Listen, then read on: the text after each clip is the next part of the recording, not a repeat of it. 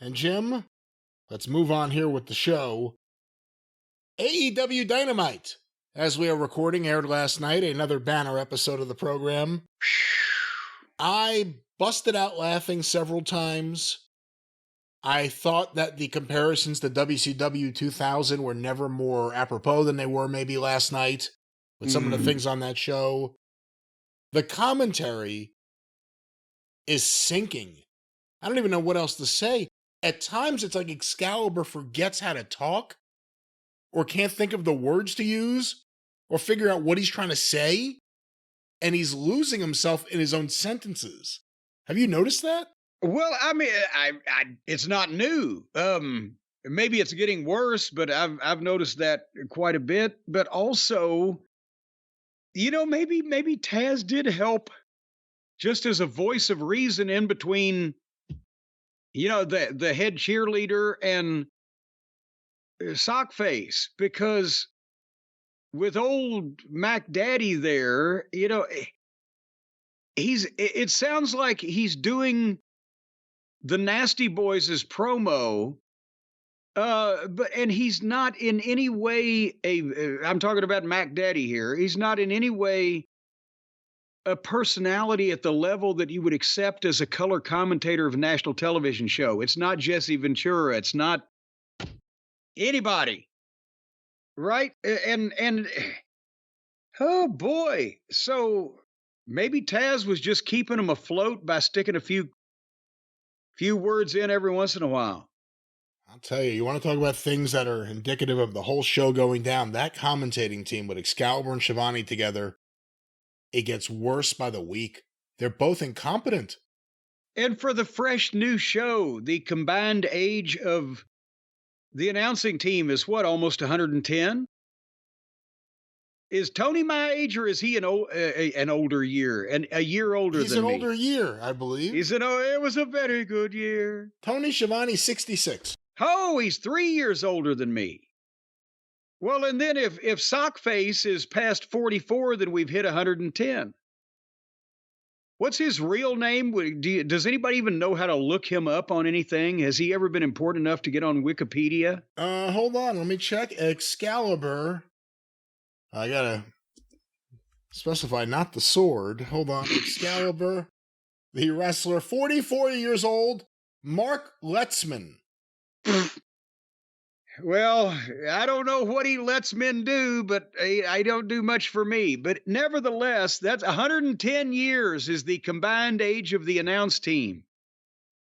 And I'm trying to think, Brian, hold on, let me do this math. Well, what are you doing? I'm doing some math. I'm trying to remember off the top of my head. That would have been 30 years ago.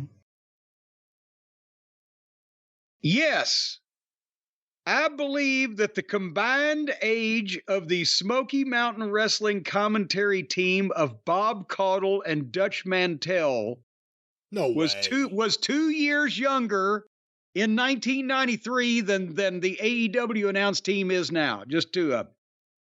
How old was Dutch? In 1993, Dutch was 44, the same age as Sockface. That's crazy. Wow. I do not think that Bob Caudle was 66 at that point, because he can't be. Look up Bob Caudle. Because he was driving to Tennessee. Well, no. What year was Bob Caudle born? 1930. He was 60. He's 3 years younger than Tony Schiavone is now. So the Rock and Roll Express were younger than the Young Bucks, and Bob Caudle and Dutch Mantell were 3 years younger as a team than Sockface and Tony Schiavone. That's crazy. Wow. Everybody says, oh, you just use the old guys. All right. So anyway, this was AEW from October 23rd. They were in Salt Lake City, Utah. Good Lord. I think the Mormons, I thought, like to have a bunch of children, but apparently not a lot of them went to the... See if you can look up any information on what this building seats for an actual event versus when they do a kid's birthday party. And I'm going to talk about the Open for a second. because they came on the air again with another one of Moxley's Sundance Film Festival auditions. And he's out in the desert, an actual legitimate desert somewhere. And he's doing his promo over B-roll of them beating up Danielson and they beat up, this guy and that guy and the other guy. And he says, I hate what AEW has become. And I'm like, join the club, pal. You're just catching on. But Brian, the ominous music that they were playing over this was so loud, I couldn't hear half the shit anyway. Is it just my hearing, my cable company, a different mix? Did you? I had the same problem. Issue? I had the same problem and the same thought. Is it the mix? Because sometimes you could change the audio setting and it'll be, nighttime or sports or movie or whatever it may be. No, I couldn't hear any of this on any of the settings. All right, well, it's that not sucks, like man. His big Breaking Bad moment, and no one could hear a goddamn thing. Well, it's not like we really would have understood anyway, but I did. It's like the fucking Cincinnati Patti Smith out there with all of his lyrics. Cincinnati. Out there with all of his prose. Well, because Glori. Because the night belongs to us, but the desert belongs. Well, she didn't write that. Bruce Springsteen wrote that. Well, but now, honestly, I think her version was more definitive because he wrote it for her, yeah. But the thing is, she had her nipples on the cover of the 45 single picture sleeve through the very opaque white undershirt. That's what I was always looking for, those nude photos of Patti Smith. Oh, yeah. Well, hey, And that armpit hair, too. Oh, boy. 1979, you take what you can get there, pal. Anyway, let me go back to the nipples here in the desert. So the music was playing, but I got the closing line. Tonight, a little piece of someone will be destroyed for their own good and for the greater good. And I thought, yeah, Jonathan Good. Because he's the only person that's enjoying any of this. And then they drive out of the desert. Now, Moxley's the only one that's been talking. And he's really been the only one on camera. And then he gets in the back of the pickup truck, and there is, I think Claudio's driving, and Wheeler Useless is sitting in the back, and I'm sure Marina Schaefer's, I believe, was there as a brief shot. And they drive off out of frame. How did they get all those people in the desert?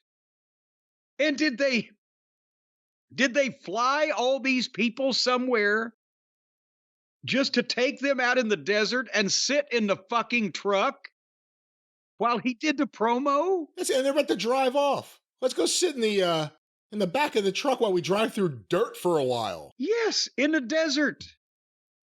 What is this supposed to? So somebody needs to send us. I got 17 copies of the Monster Squad. Somebody needs to send us that Australian indie movie that they were talking about that he's stolen this from, or is it from one movie? No, he stole the dialogue from the one movie. No, I think each segment he steals from a specific movie, and then he moves on to the next segment. It's a different movie. Like it was Rocky 3 way back, and then it was that neo-Nazi movie or whatever the hell. This was clearly Breaking Bad. I think every Moxley segment, I think what really is going on is Tony Khan is funding Moxley's reel so that he can go to different people in Hollywood and try to get some roles, because that's clearly what he wants. This is all acting, and it's nonsensical. We said it last time. None of this is going anywhere unless the whole idea is it's Jon Moxley with Marina Shafir, Pac, Wheeler Yuta, and Claudio against the entirety of the AEW locker room. And then once you see them all together, you realize, man, this locker room kind of sucks. There's no main eventers here in this locker room. Well, that's the problem, because they drove out of the desert and they cut to a shot of the back of the building in the parking lot where I wrote all the AEW jobbers are waiting in a staged fashion for Moxley's bunch to show up, and they've got sticks and lead pipes, and they're all in like a... It's like a union shop. Like getting ready to bust someone up. Yeah, it's a goddamn parking lot. Also, it's not like they're somebody's going to come over the fucking hill or around the blind bluff at any second. They're all ready for something they can see. There's nothing coming at them. They're just all standing in a line with their bats at the ready, like they could appear any moment. Where are the cops? Well, and that's the thing. Where are the main eventers? Because look, here was the Danny Garcia, Mark Briscoe, Kyle O'Reilly, Private Party, Pockets, Rocky Romero, The Dork Order, Top Flight, Jay Lethal, Jeff Jarrett, and Zippy the Giant Pinhead. Oh, the best moment was when they pulled the camera back a little to reveal it was all these guys, and then Karen Jarrett in the middle of it in a dress. Yes. And again, she's angry. She's ready to fight them. I'll tell you what. And in that ball gown and in high heels, she's going to do some damage. Oh, goddamn. Do you remember when I worked with them in that show in Illinois? It was like 2016 or whatever. This may have been right before you. I don't know. I don't remember. But there was this, I can't even remember the name of the promotion, but it was in Illinois. And I think I was somewhere there and then somewhere the next night in that general direction. And Jeff, conversely, was there that night. It was coming back this way the next night on the way, whatever. And so I was a baby face, but Jeff and Karen were heels. And I was just appearing as like the special general manager. Jeff was going to be a heel that night, whatever.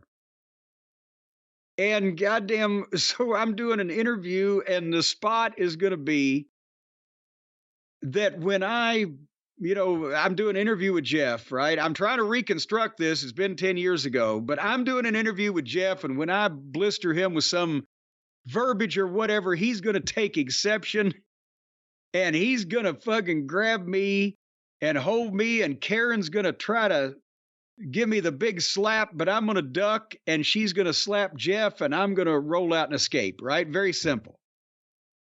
The problem was the ring was very bouncy, and Karen was wearing high heels. And when Jeff was holding me, here she comes with the slap, and I didn't want her to hit me. I had enough with Baby Doll, right?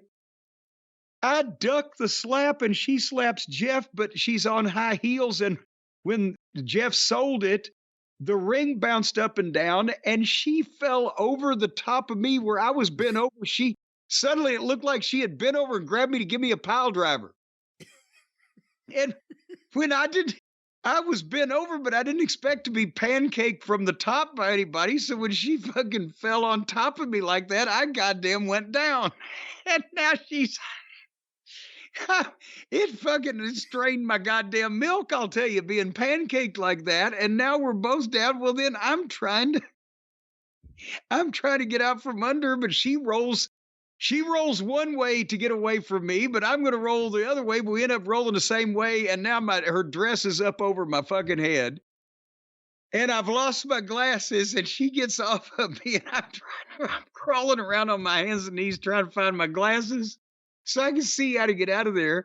And I turn around, and Jeff has turned around selling his mouth from the slap, but actually he's covered his goddamn face because he's laughing at us rolling around trying to fucking get up.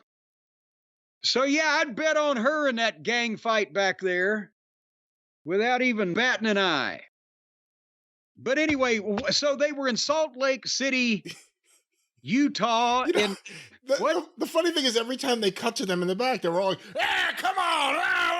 Well, yeah, that's what I'm saying. They keep that up for 2 hours? They're standing there, come on. But then they can see far away in the parking lot, and nobody is on the horizon, right? And they're out there in daylight, and they're still out there, and it's dark. Yeah, is that the only entrance, by the way? This is definitely where he's going to park. Let's wait here. Hey, where are you? That's where the memo told all the boys to park, so I'm sure that's where they're coming. Someone get a board. Someone get a stick. Like, what the hell was that? Just because people are standing there waiting with boards and sticks doesn't mean that they might try to go in another door that might be unobstructed, or maybe go in through the front and buy a ticket. Any AEW star currently not on the show, but going to come back anytime soon, is watching this going, oh my God, they're going to pull us all into this. Well, I mean, I don't think any of those guys sitting at home want to be pulled into anything because they're getting paid to not be a part of this. It's like being paid to stay out of jail.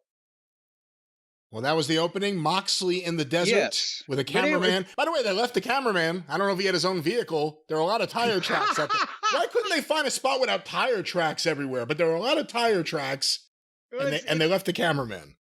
The traffic in Death Valley is just like everywhere else. It's getting out of hand. But they were in Salt Lake City. What was this building?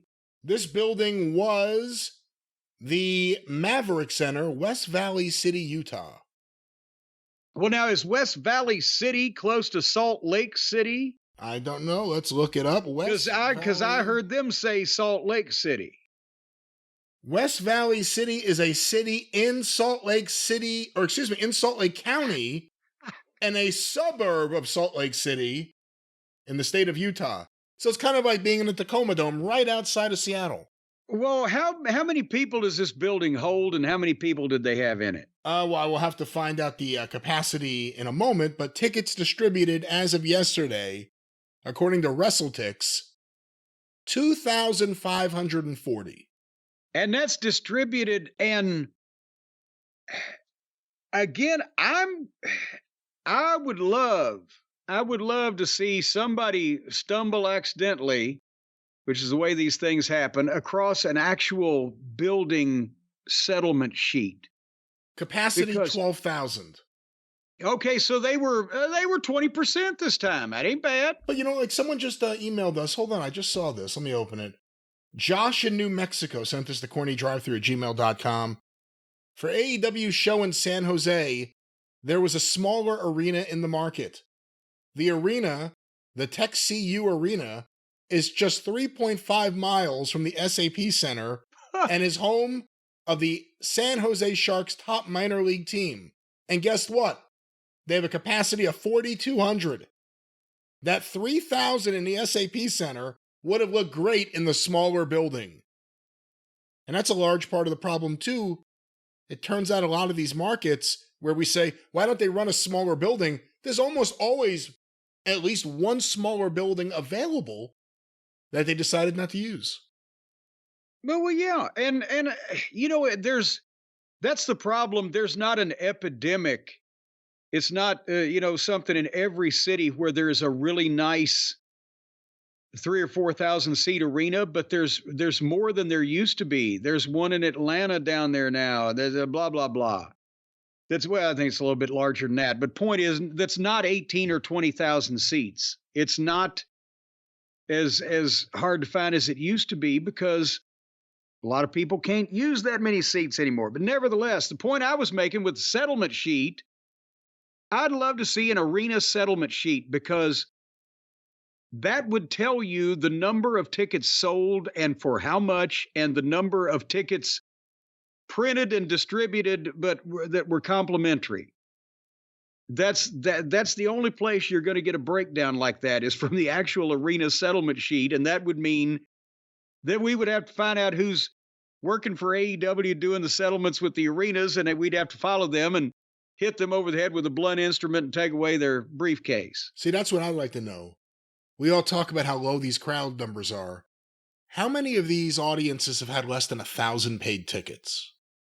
There's no way to tell because we don't know. Tickets distributed means tickets distributed by all sources, purchased, given away, sponsors, whatever. In the late 90s, in the mid 90s, late 90s, when I would go to Met games before they got good again and the stadium was empty, empty, like maybe 10,000 people there. You could pick any seat you wanted, but they would every day announce 35,000 people.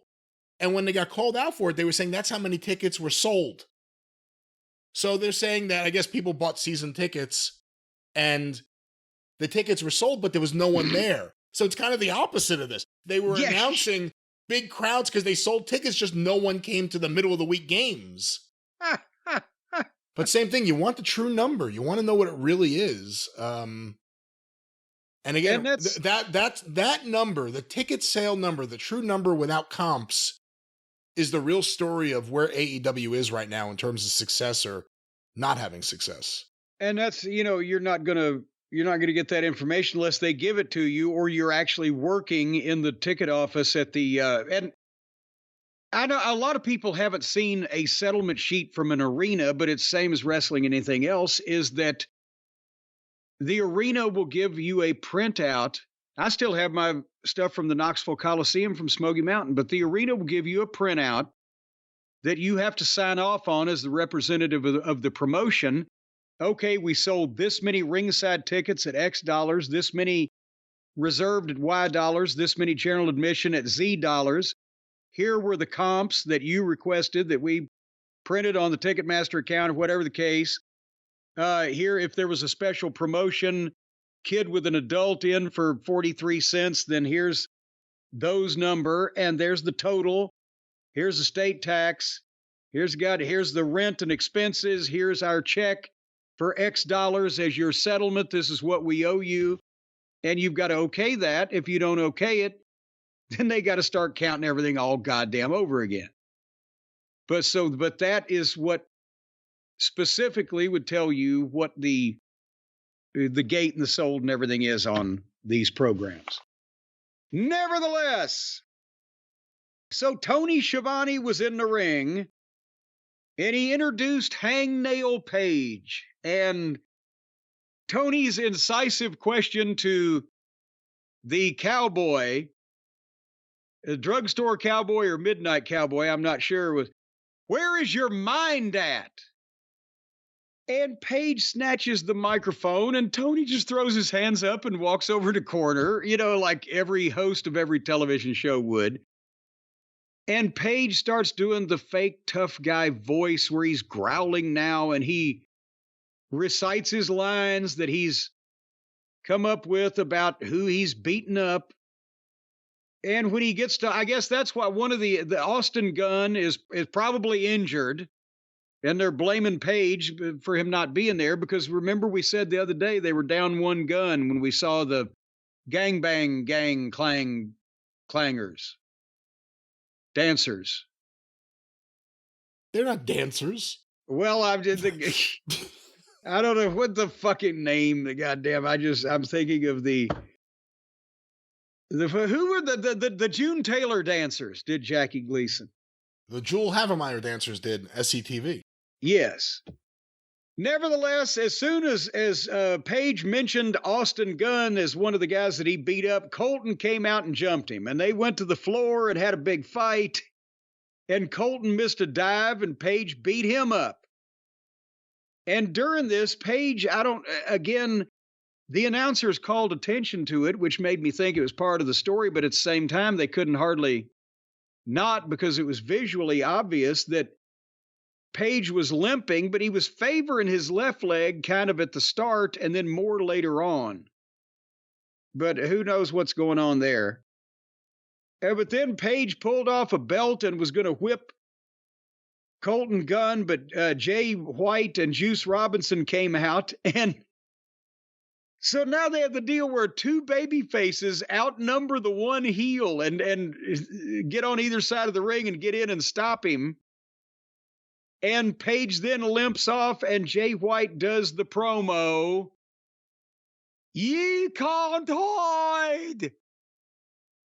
And as usual, his promo was way too long. They had a little action and excitement going at the very little at the end of the chase there. And when Page limped off, if he could have got this done in about 20 seconds, that would have been marvelous. But instead, yeah, boy.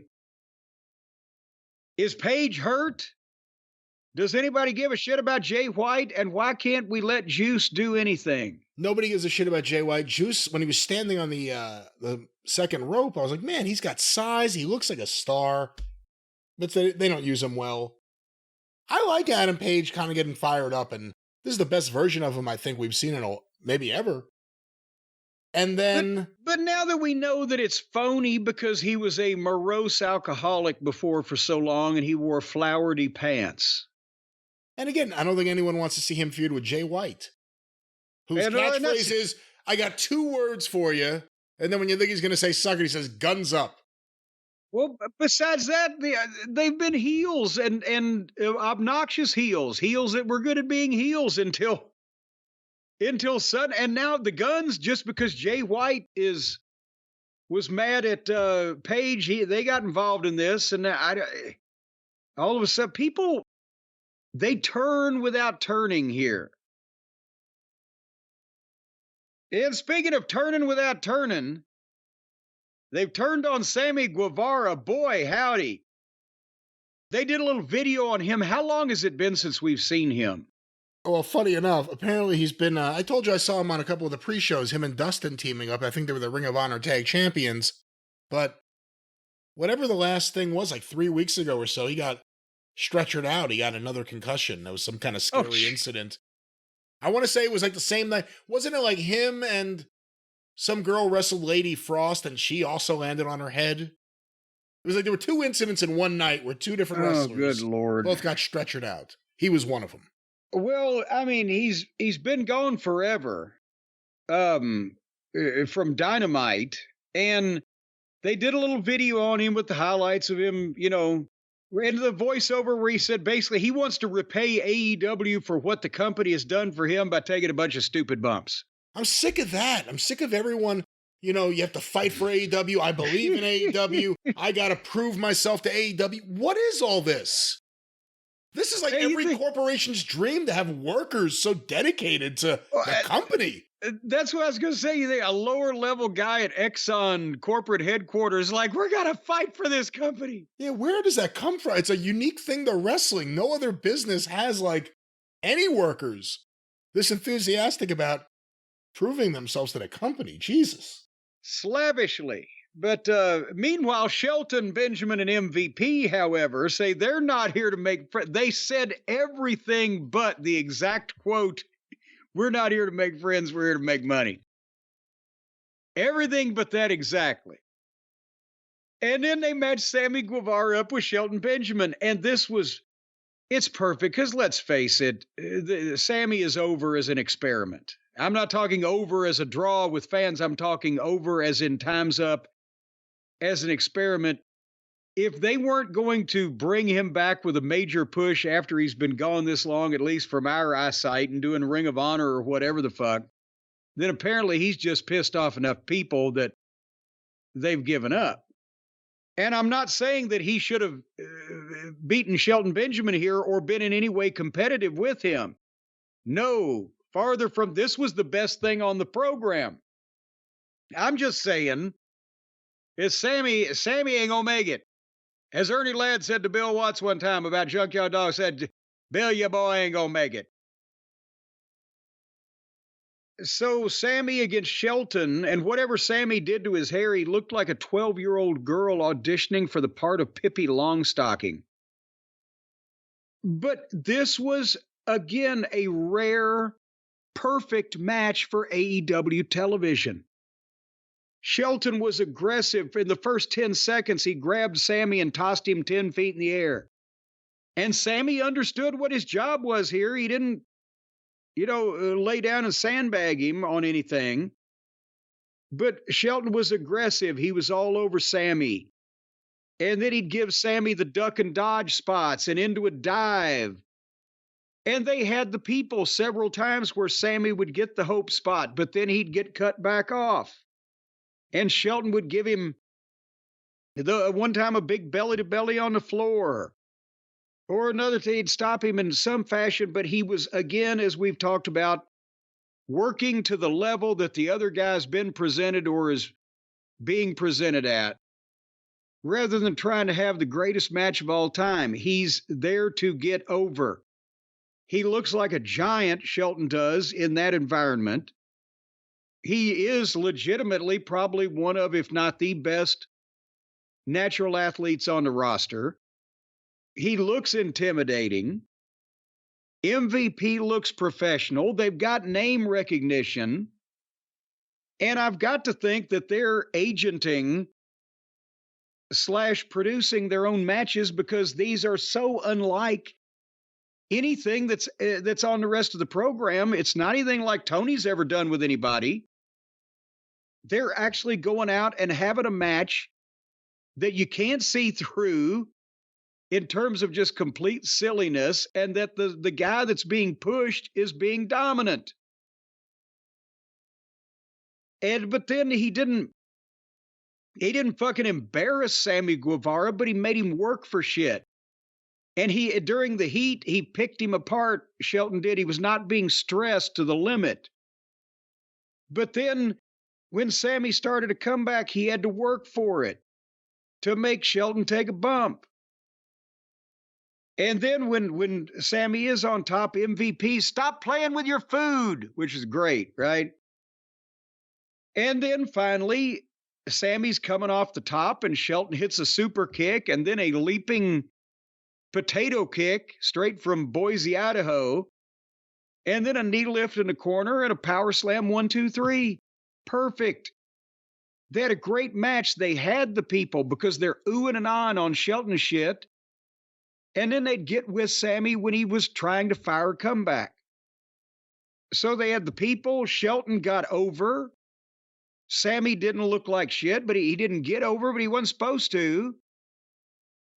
That's why you put guys that you have formerly used, but you're not particularly wanting to use right now in that position. That doesn't mean that they should have the same match that they did at 2 years ago when you were using them in the main events. That means you're using their name and their reputation to get this new guy over that's worth more to you now. Simple goddamn mathematics. And I refuse to believe anybody but Shelton and MVP are laying these out because they make too much sense. And next week, it's Shelton versus Swerve. And this will be the test because I expect that Shelton will be doing athletic things and Swerve will be doing more athletic things, but it will not degenerate into cartwheeling and Western swing dancing like we see with a lot of the guys that don't have a lot of experience. And also, I think it will make sense. And also, I can't see Shelton losing. He really should win. But if they're not going to put him over, it's too early to have this match. But at the very least, he needs to not lose. And if he's going to lose to Swerve, then they should have had this on pay-per-view in about 3 to 6 months. But otherwise, what do you think? I think he's going to lose unless Bobby Lashley debuts and saves him or costs Swerve the match. That's what I'm thinking. But honestly, if they were going to do this early, should have had MVP fuck Swerve on Shelton's behalf. Shelton gets the win. Swerve confronts him the following week, and then Lashley debuts and puts Swerve in the hurt lock while he's about to throttle Shelton in a promo. But that's just me. I have really liked the way Shelton's been used so far. And I thought he's come across great. I think MVP has come across great. I think MVP has brought a lot to the show to make it feel more professional just by appearing every now and then in a segment with his fucking business card. Not everyone agrees with that assessment. What? Have you seen some of the people with a problem with Shelton getting used this way or Shelton getting a push? What? Who would have a problem with the best segment on the program? How the fuck is there a problem with this? They're doing something right for once. What is the drawback here? I've been sent this. One of the listeners sent this. I have a quote here. I'm trying to move this screen. Here's Dave Meltzer's comments. Oh, boy. You are looking at a guy who literally, in WWE, he has not done anything for years and years. He's 49 years old. He was the bottom of the bottom. Oh. He was on main event losing. You know what I mean? It's the TNA thing. You're making yourself look second rate. And then according to what I'm reading here, Brian Alvarez counters saying this is all true, but he's in a new company and likens it to Ethan Page going to NXT and winning the title quickly. Dave says it's completely different because WWE is, quote, already the superior brand, whereas with AEW, he says the idea is that, and here's another quote, they are the inferior brand But this accentuates that even more than you think. What? When bottom of the barrel WWE guys come in and look strong and beat your guys. He likens it to TNA's booking in the past. He says he understands why they are doing it and admits that Bobby Lashley was used as a pretty top guy, but says he is also very old. Oh, and he good doesn't Lord. want him beating AEW top guys. Boy, he looks just every bit as old as Uncle Dave does, doesn't he? Here's a quote. If I was in charge, I'm not bringing in any second-rate WWE guys. None. There's no point. You've got enough guys on your roster. Oh, Jesus Christ. If it's a guy in WWE who is a big star, sure. If it's Roman Reigns coming in, that's a different story. The last thing you want to do is enforce that you are the secondary brand and that they are the major league. Oh, God. It's no secret they're the secondary brand. Anybody that watches either program can figure that out if you've got eyes. And it's not even close. Wrestling fans are going to want to watch the goddamn wrestling program that they want to watch, but they're at the same time, I don't think anybody's going to have any illusions at this point about who's number one. But the thing is with Dave, the TNA thing was they had great young talent. AJ Styles, Bobby Roode, Samoa Joe, Chris Daniels at the time when he was still young and fetching. They had great talent on the card, and they were taking guys from the WWF that were getting more money to come down and either be lazy or just complain or fucking take a paid vacation to the amusement park in Orlando. That was then. They weren't trying to get the company over or themselves over. The younger guys, the underneath guys that were being kept down. That was that problem. If you refuse to bring better quality fucking talent that is willing to work hard and get over into your company here because of the way they've been used in the WWF a while back, then Tony's pretty fucked. Because more of the underneath WWE guys will want to come there than the top guys will. So he's going to have to get used to that, number one. And number two, when it's a guy like Shelton that is in almost every facet of the business better than 90% of the guys on Tony's current roster. He's bigger. He's in better shape. He's got more experience. His work is better. And they might have some guys that can out-promo him, but he's got a manager. So how the fuck when a guy is doing this kind of work, don't bring him in. And you can't even use his age as an argument because he doesn't look 49 unless you're told he's 49 or unless you stop and think, yeah, I guess I've been seeing him on TV for a very long time. Yeah, look at that guy and tell me, oh yeah, he's too old. Fuck you. Younger than Jericho.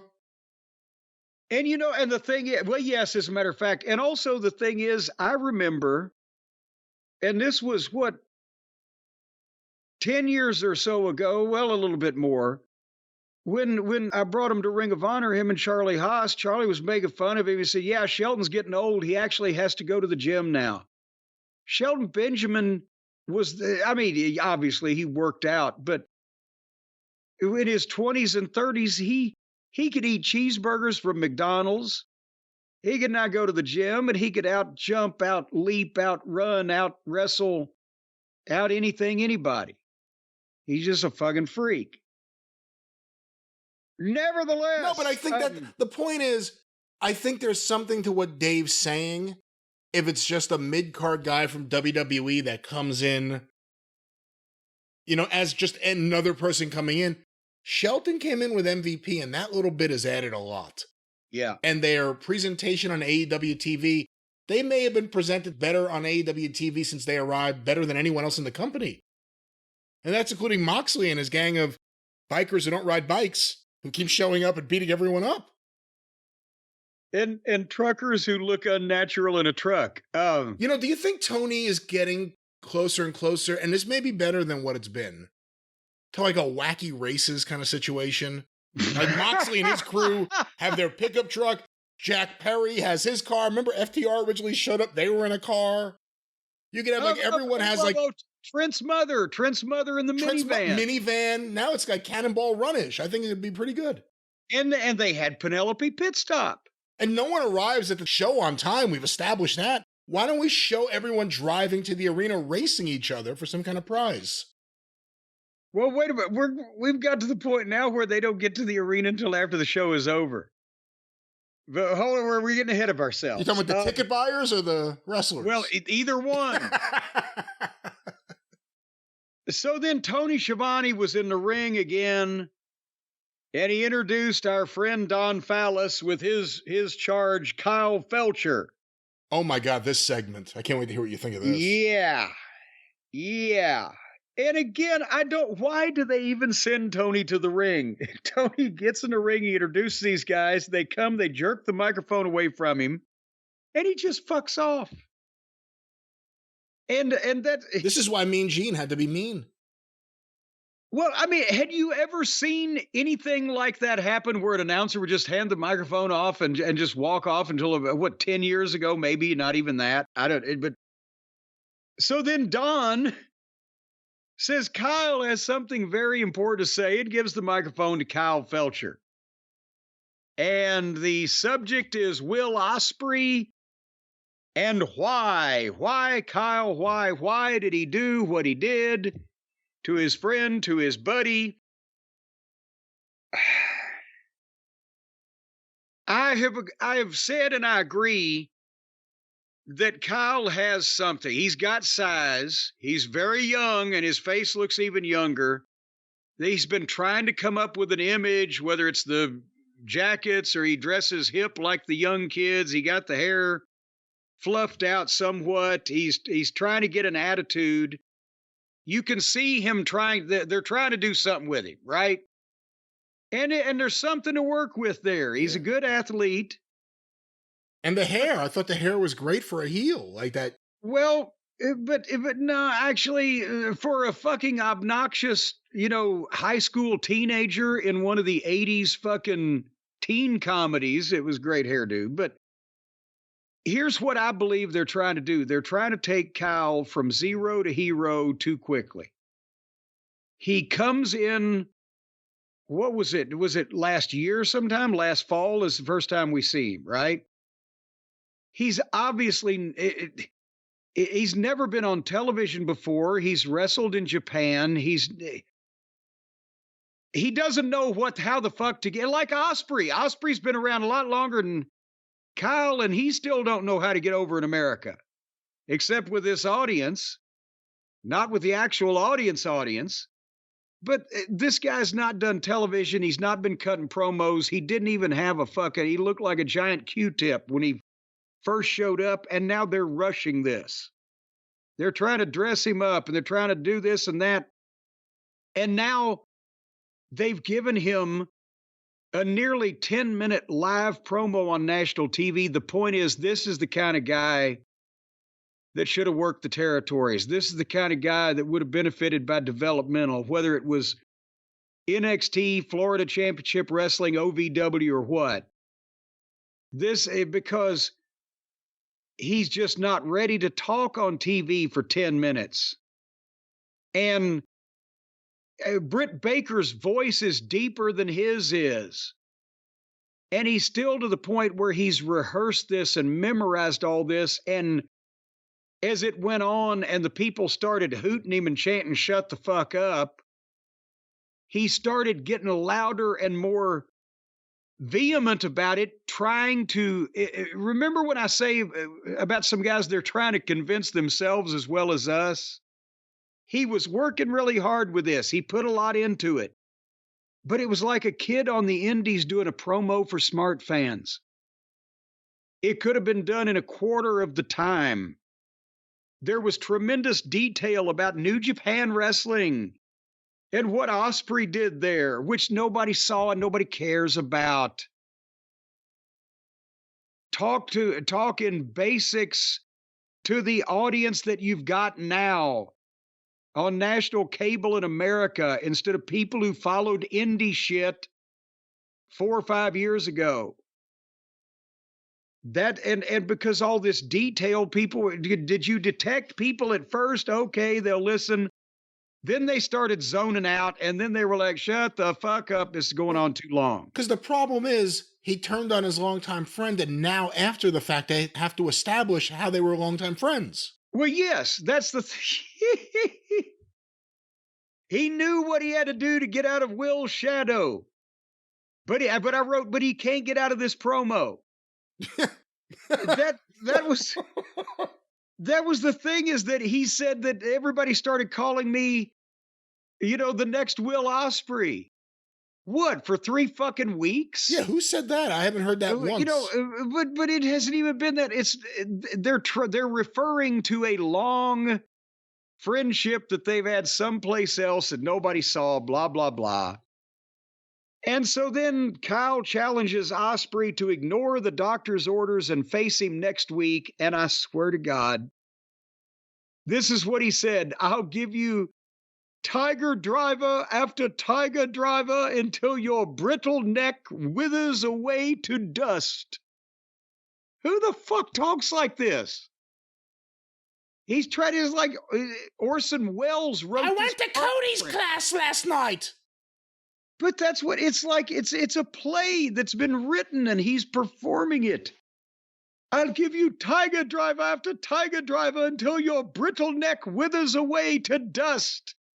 And then he takes a small bow and the audience applauds. And he's the proto-star. So they've mixed up superstar Billy Graham and prototype John Cena.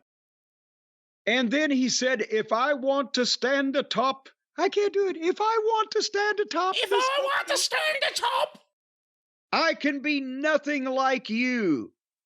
And then Don pulls out some fucking barber clippers out of his jacket pocket, but he's like a magician's assistant. I hold in my hand an ordinary set of barber clippers. And he hands them to Kyle, and Kyle Felcher starts shaving his head. Actually, he wasn't shaving it. He had the guard on to where it's like number 2, where it's like a buzz cut, like in the Marines or whatever, right? But he starts shaving his head while he is screaming and drooling over and over again, like 4 or 5 times, I am nothing like you. While he's making like a old-time Chic face in the camera. And I'm thinking, yeah, Britney Spears did it better. Because she really was fucking nuts. She was off her goddamn tit. But this is just... Still is, by the way. Well, and I have... It's not my week to watch her, so I haven't kept up with her lately. But this was... It was an indie style promo that indie guys do because they don't have experience on television. And they've thrown this from completely being an unknown person and having no experience at talking on TV or working in America. They're trying to make him a main event guy in 6 months, and it's not going to work this quick. I don't know. What do you think? It's a bunch of things that would have worked better spaced out over more time. They didn't do enough to establish him and Will Ospreay as lifelong buddies from the pandemic. When he started yelling how he doesn't want to be anything like Ospreay, first of all, I haven't heard anyone in AEW say he's the next Will Ospreay. And then if you were going to change yourself, your first move is to shave your head? I'll show everyone I'm nothing like you. I'll shave my hair that's a lot lighter than your hair. His hair doesn't look anything like Will Ospreay's hair. I can't imagine what he's going to look like bald next week, but maybe he ought to leave it like he did, because he didn't cut the whole thing. He just like cut a bunch of it, and he was left looking like he'd just gone through chemotherapy. So maybe if he just leaves that and he just looks disheveled and see, I liked psychotic. His hair. I liked his hair because even though he didn't do it, it gave you the potential to do the Ray Stevens thing where he combs it back. And then as soon as he starts taking a bump, he could just, all of a sudden, Shemp Howard, the hair's all over the place. There you go. He didn't do that. They can't do that no more. Well, that was hair today, gone tomorrow. I guess they're not going to do a hair match because he gave away his hair for free. I don't think anybody would have tuned in or paid anyway. It is, oh, what's he going to look like bald? We don't care. That's another thing. They've devalued the hair match because so many of these fucking guys shave their heads on purpose anyway now. This promo could have been 95% shorter and it would have been more effective. Yes. If he had just said, Will, I don't like you because you're a selfish prick and you think you're great and I'm better than you and I'm going to get anything other than, I will now stand here for 10 minutes and tell you my life story. How did anyone think this is a good idea? Britney Spears did it better. Well, that's all I'm saying. They say that Britney Spears, when things got really bad, she didn't know who to call. And Kyle is an active young wrestler, not insane. If he needed to call somebody, we know someone who could help him call somebody. Well, they took her phone away, from what I understand, which is probably something you ought to do in those situations. But right now, Kyle's just going to be out of work pretty soon because now that they've cut his hair off, he's just going to look like some bumpkin from Bean Station. So he's going to need to save money on his phone plan. Don't you think? Absolutely. 100%. For sure. Well, for sure there. Well, in that case, Mint Mobile can help him out. Mint Mobile can help you out. Mint Mobile can help anybody out that wants to save money on their phone plan. I can't stress this enough because it is impossible for anybody to give you a phone plan for less money than Mint Mobile is going to do it. What? As a matter of fact, for one thing, if it was any cheaper, Mint Mobile would be paying you to have it. And for another thing, if they want to charge you less than $15 a month for a phone plan, anybody, I don't care who it is, they're yanking your crank. They're winding you up. They are swerving you around. They are lying to you because it's just not feasibly possible. Now think about all those people that got to climb up those telephone poles, Brian, and string that wire along. Well, how are they even going to pay them if it's less than $15 a month? Because those people make sometimes $8, $10 a day climbing those poles. Just think about that. Why? Because it can't possibly get any cheaper. Now, let's say somebody came along and wanted to give you an $8 a month phone plan. Well, how are they going to pay Sarah, the operator, to where when you open your phone up and you hit 0 and you say, Sarah, get me Sam Drunker's General Store. Well, if you can't pay Sarah, she's not going to be able to complete that call. You see what I'm saying, Brian? No, I don't think anyone sees what you're saying, and they certainly don't hear what you're saying. And if you wanted to hear what other people are saying, we know someone who can help you out. Isn't that right, Jim? Well, that's right. Turn up your volume if you can't hear what I'm saying. Mint Mobile is going to give you a cell phone plan for just $15 a month on a 3-month plan. It's premium wireless is what it is. That's even better than just regular wire. The premium wireless, they've got even less wires. And Mint Mobile comes with high-speed data, unlimited talk and text, the nation's largest 5G network, and you can use your own phone and bring your own phone number along. As a matter of fact, bring other people's numbers. If you've got somebody that you'd like to get their phone calls for just a week or so, just to see what they're up to, give Mint Mobile their number. They'll forward you their calls for the next week. That's absolutely wrong. We have established already that's not how it works. You get to use your own number, not other people's numbers. Leave other people alone with Mint Mobile. Oh, so in other words, for $15 a month, you can't get the other people's number, just your own number. Just your own, certainly not. You have to pay more than $15 a month to Mint Mobile to get other people's phone numbers delivered to your phone. You will not be getting anyone else's phone numbers, just your own. That's right, not unless you pay more than $15 a month, but who wants to do that? Only $15 a month from Mint Mobile. That's right, $15 a month for mintmobile.com/JCE. That's how you get the $15 a month deal. For the 3-month plan, which is a total of $45, you go to mintmobile.com/JCE and you give them $45 and your phone's going to work for 3 months. How about them apples? Are you saying it to me? I like those apples. Yes, well. Those are nice apples. Then start bobbing then, pal. Of course, the $45 upfront payment is required. That's equivalent to $15 a month. New customers on the first 3-month plan only. Speed slower. Above 40 GB on the unlimited plan. Additional taxes, fees, and restrictions apply. See Mint Mobile for the details. $15 a month. Again, 3 months, $45. MintMobile.com/JCE. How about them apples? Mint Mobile. Yes, I've just been talking about them. All right, well, we'll have to call everyone later on. We still have more AEW Dynamite to review. Apparently a lot more to review.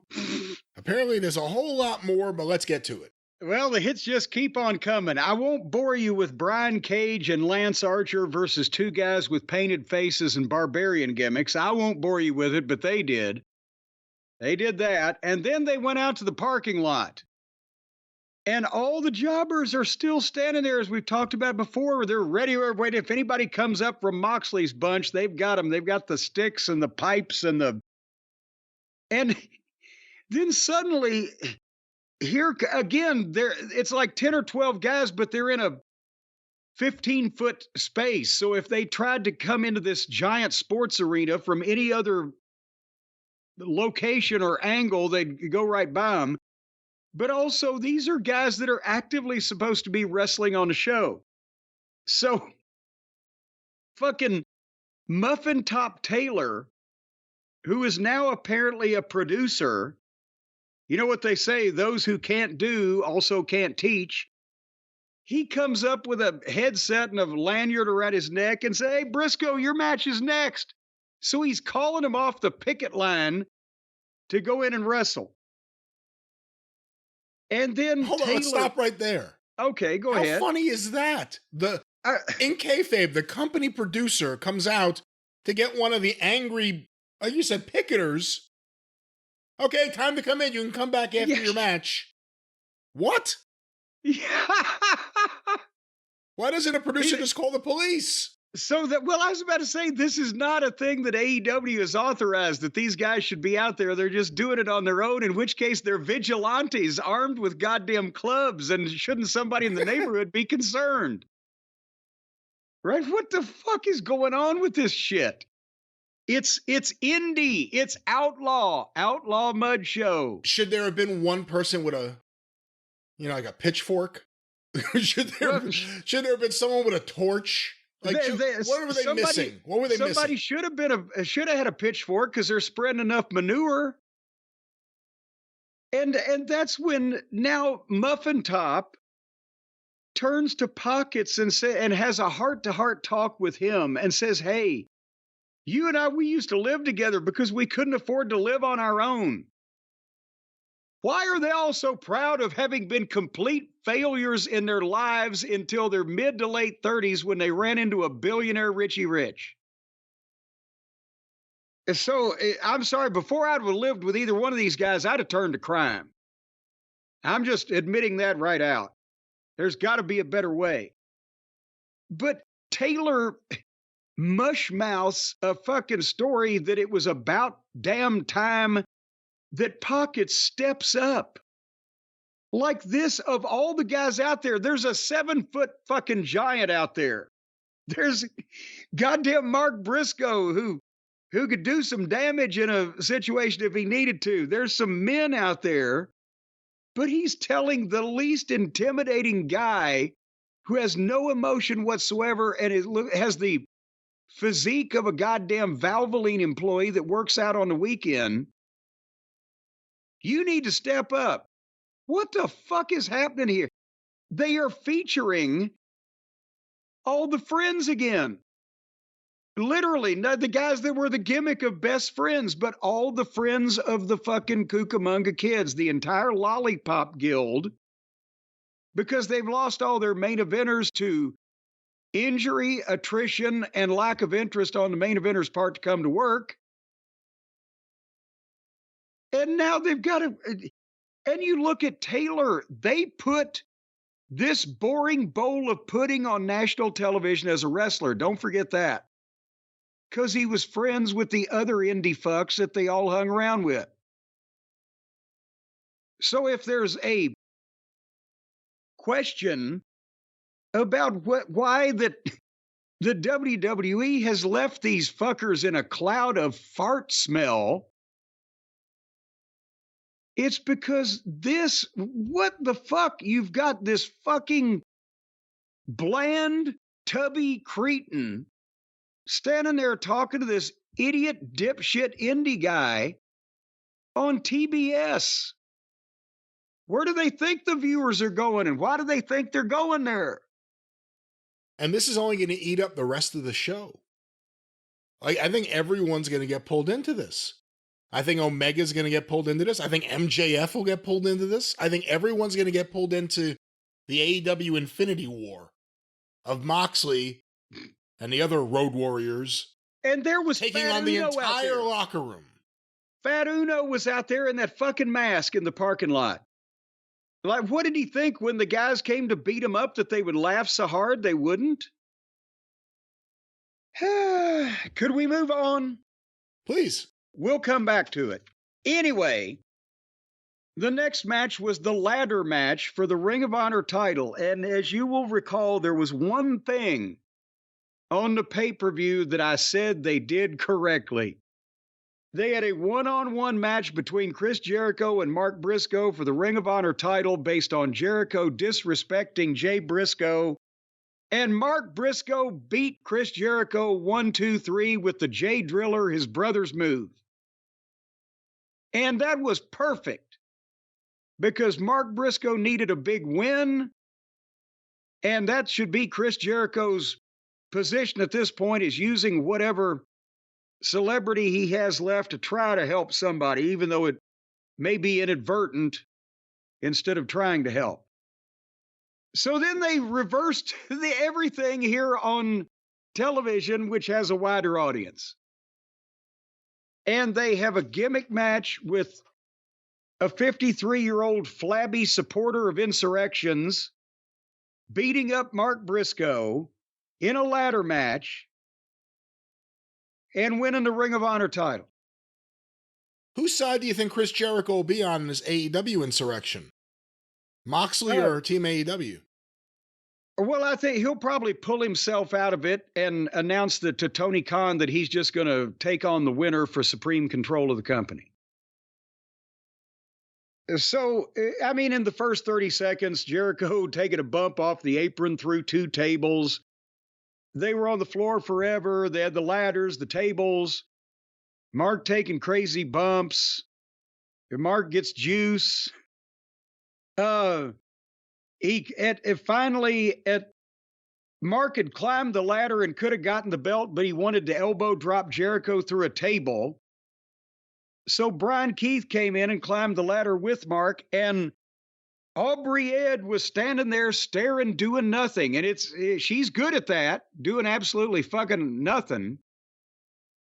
But again, the wrong kind of heat, disgusting heat. Romero comes in and wears out Brian Keith with the kendo stick.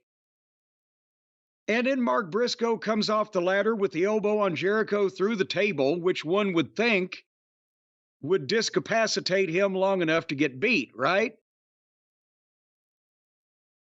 But instead, as Mark is climbing the ladder again, here comes Big Bill and stops him. And Aubrey stares.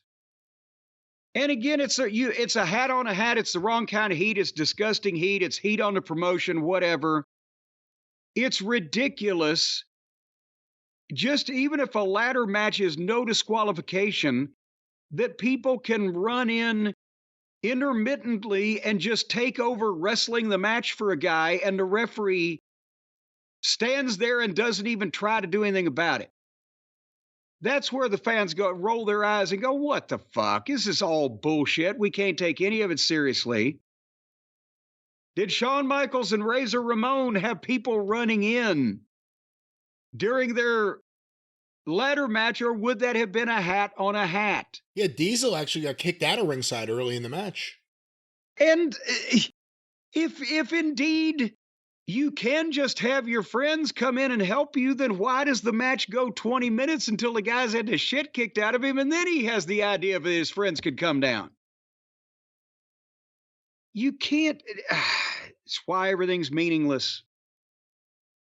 So then Big Bill chokeslammed Mark over the top rope through a couple tables and picked Jericho up and carried him up to get the ladder to get the belt. And Horseface stood down there and pointed up, yes, he's the winner. Rotten finish and the wrong kind of heat. Undid everything good about their match at the pay-per-view.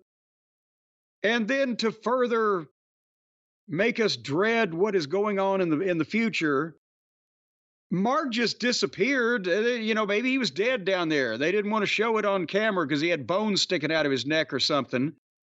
But they can shoot the stage where Ishii comes out and stares menacingly at Jericho. So are we going to have to watch that horse shit again?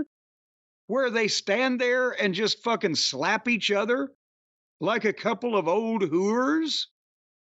Where they work really, really poorly with each other, but we're told that we don't get how wonderful their selling is. Yeah, we're going to get that again. When the match ended, and I wasn't surprised by the finish, I told you this is what was going to happen a week ago. It was obvious. When the music hit, I didn't recognize whose music it was. I was like, oh my God, who's going to do a run-in on Jericho? Didn't seem like all the fans recognized it either. When Ishii walked out, I was crying with laughter. This was the decision that they made? Ishii now? With everything going down, let's bring in more Ishii? Feud him with Jericho? What's the combined age there? Well, I think we figured out Ishii before, didn't we? That he's 50. So it's 106, I bet. That'd be the smart move for Jericho, though. If Tony can get Ring of Honor sold and Jericho can go there and be the top star, gets him away from all this. In his eyes, it saves him from all this. Lets him make himself a top star. And for everyone there, it saves all of them from Jericho. They couldn't sell Ring of Honor right now if it was pussy and they were on a troop train. Do they still have troop trains? Do they still have pussy? They still have pussy. Well, then I bet you they still have troop trains. I don't know if there's too much pussy on sale on trains anymore. That's the question, I guess. Well, planes, trains, or automobiles. When was the last time you heard a story? They've got it. We'll buy it. When do you hear about someone, oh, they caught this man trying to solicit on the train? Like, you never hear that. There was this crap game on the train. You'll hear that before you hear that, there's a problem with prostitution on the rails. Well, the rails, is that where this show just recently went? Well, let's come back from the rails to whatever we're talking about. Well, we might be back to a few rails here because who's doing this Adam Cole writing? They may be doing some rails. Adam Cole comes to the ring for a promo where he's cut off just instantly by Roderick Strong and Matt Taven and Mike Bennett, all talents of whom I have thought in the past were just swell and have been bungled and mismanaged and beaten into powder and booked into nonsensibility here in this company. And Roddy was doing the screaming thing. Where yes, the Adam! Yeah. Adam, like we needed to be reminded of that. And then they come out and tell Adam Cole that's right, MJF used you. He used you to get the fans to care about him for once. He didn't check on Adam Cole, while he was hurt. We did. We've always been your friends. And that's why we said yes to this plan instantly a year ago. It wasn't about Max. It was about us being back together. So wait a minute. Now the story is, instead of Adam Cole being the devil and these three annoying fucking heels that have not done one goddamn redeeming thing since they have been in this company, they got together out of pure honor and the being the salt of the earth, and they're just good-hearted people, to connive and plot and plan of how to get even with MJF for being such a prick when MJF was acting like a nice guy for the first time in his life. And that's why that they had to call their leader the devil when Adam was finally revealed to being behind the whole plot against MJF. It was, God damn it. They said it was about us being back together, and Roddy said, I'm so proud of you for coming back from this severe ankle injury. And the crowd is being deathly silent. They're totally quiet. Yeah. They're like, what is... And now they want to finish taking MJF out together. So it's going to be 4 baby faces against 1 heel. And Roddy says, and I know you want him, Adam, but I want MJF first. And the crowd, there was light booing. There was like, oh, no. Oh. Don't prolong this. That's what the crowd was saying. Yes, it was disenchantment booing. It was, oh, no. Oh, no, they're going to give us that. And then Adam Cole, to be the leader of honor amongst this group of sterling white knights in shining armor, Adam Cole says, yeah, let's finish it right here tonight. Max, come down here so the 4 of us can take turns whipping your ass. Oh, God damn. How can you turn that fucking offer down?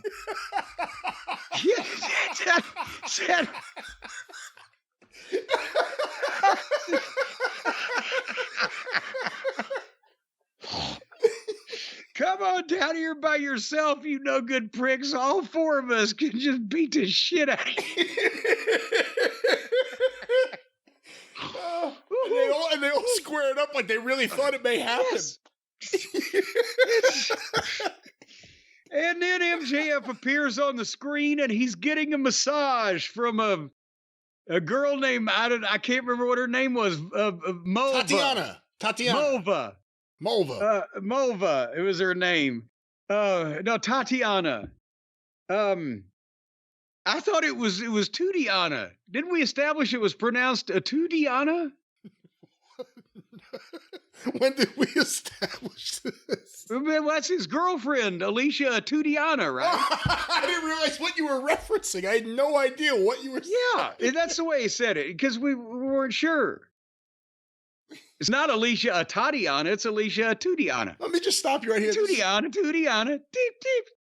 Sounds like the boogie woogie bugle boy of Company B. This is 2 weeks in a row where Adam Cole has called that MJF and a video played. Yes. And he's on the massage table and his sweet bits are covered up, but Tudiana has access to him. And he just cuts another promo that you can tell it's not live. He's not anywhere in that building. He's cut these things probably all in the same day so that he can have some peace and quiet. But it doesn't react to anything that's been said by these people in the ring so far. But at the same time, it does. Not anything in specific, so he doesn't know what they've fucking said, or this story didn't make any sense, but he offers them that whichever one of them wins 3 matches in a row first, he will wrestle that person at Full Gear. What?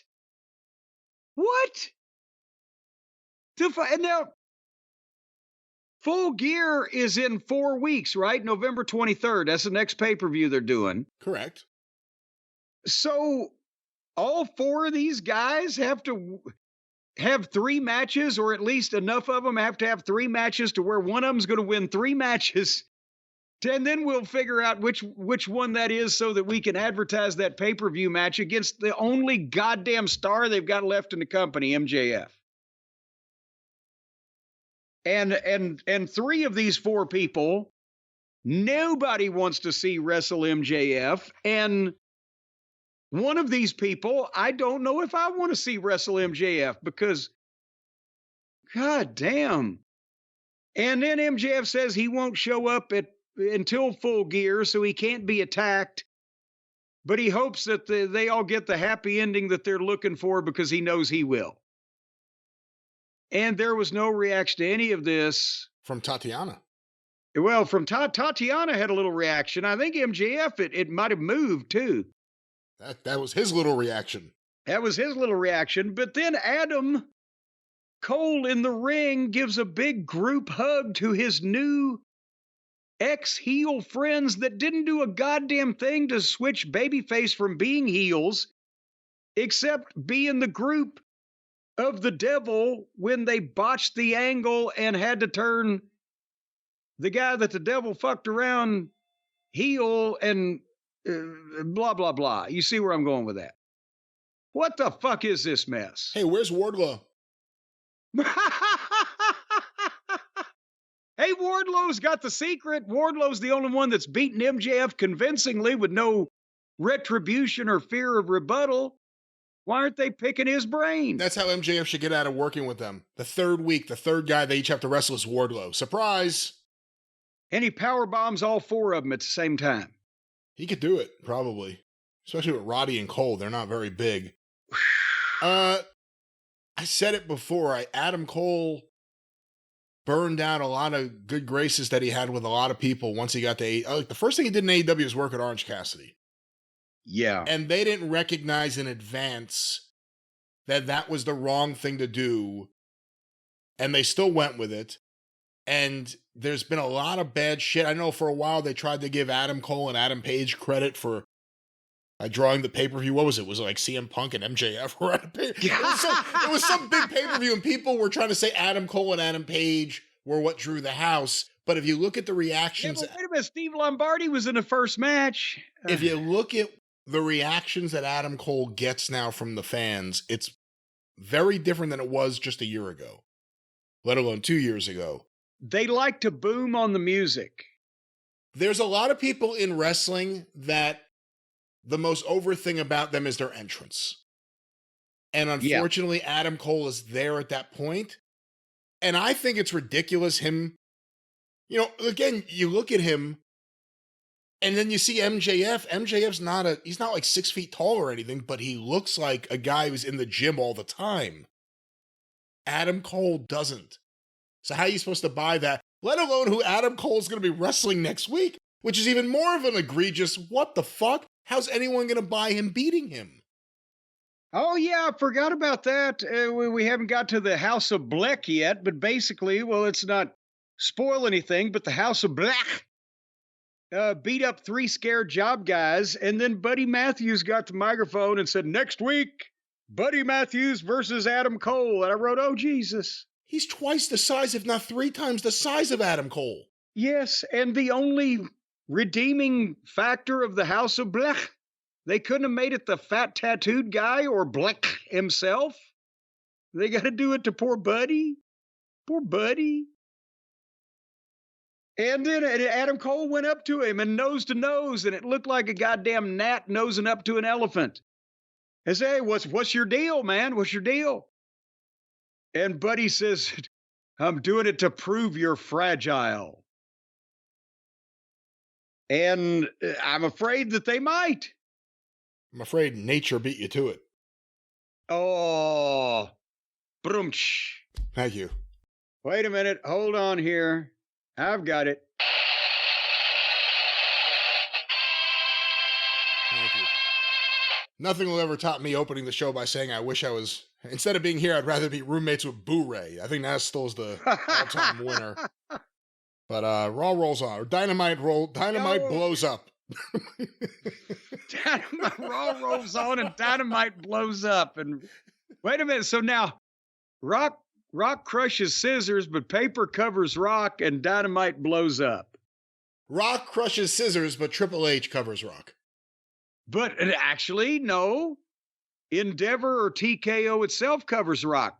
Triple H couldn't just write a check for $30 million. That's true.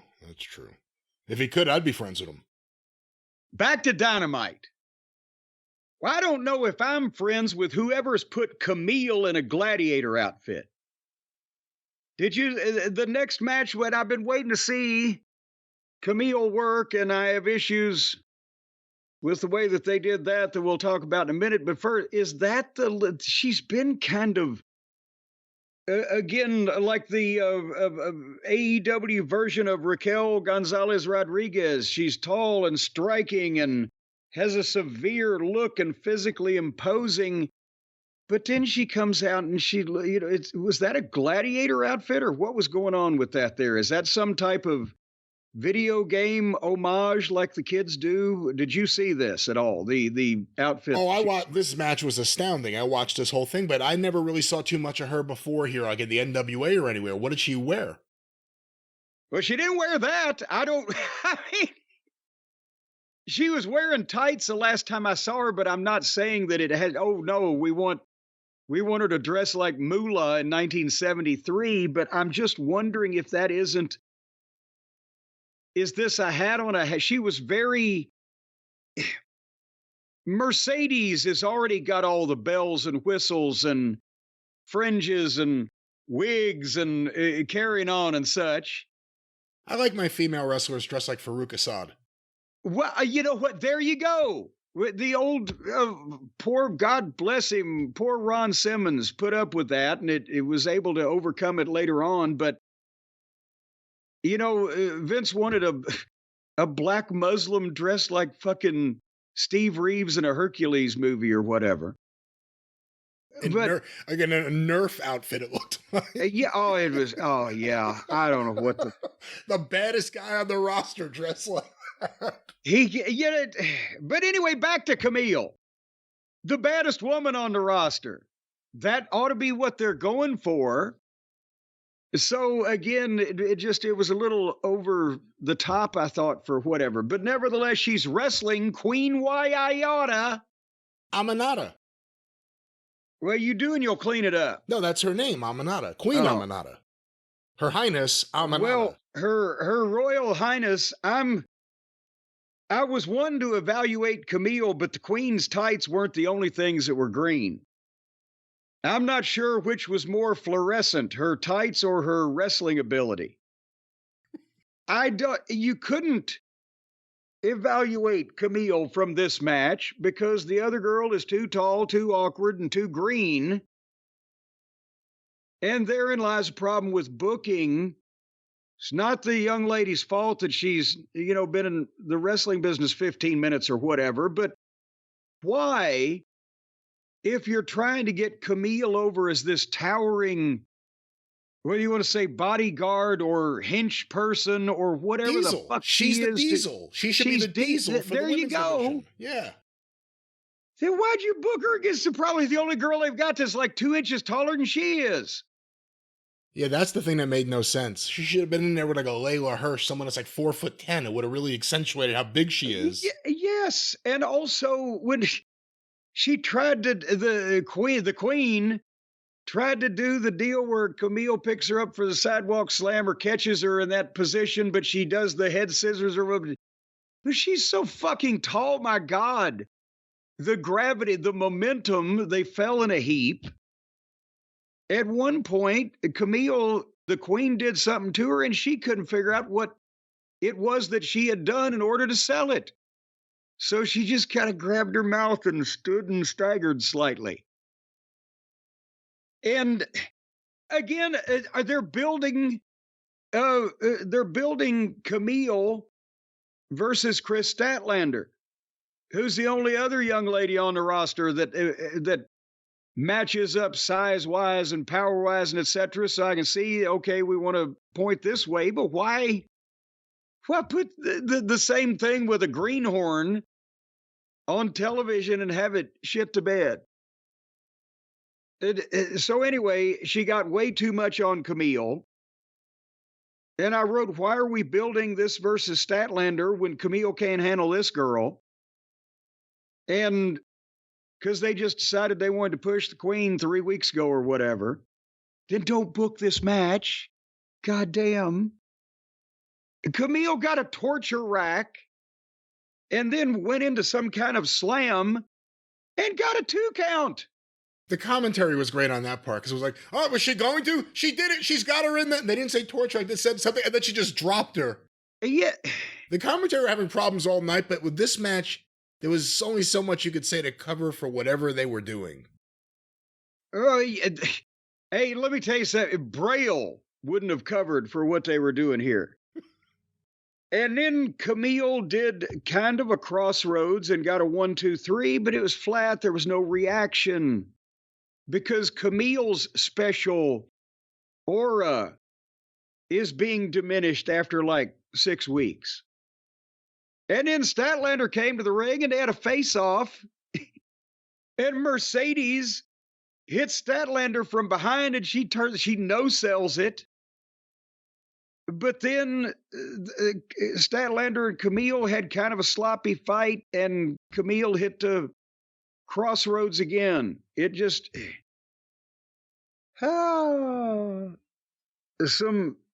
Statlander we like, Camille we're trying to like. Mercedes is abysmal and gut-wrenching to suffer the presence of, but she's in the middle of this. But they need some booking and some producers that will be either listened to or fired. If the producer said, do everything exactly this way, fire them. If nobody listened to them, find some they'll listen to. Your thoughts, Brian, on the situation? Yeah, I mean, their timing wasn't the best at different times. And speaking of bad timing, it appears that the gang has decided today's the day they're going to clean up the first round of leaves that have fallen off the trees. So you may hear the spaceship behind me. That's what's going on there. Oh, the leaves are gone, and Brian is so upset. That's the frustrating thing. They're not gone. They're going to clean out what's on the ground now, but only half of the shit has fallen out of the trees when we had a big wind the other day. So now everything else is going to fall down like tomorrow and then be here for another month. We'll have them come back next week. Not next week.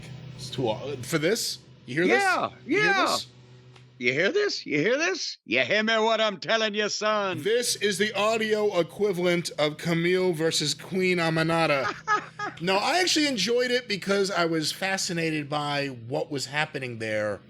Like you said, Queen Aminata, again, a very attractive woman.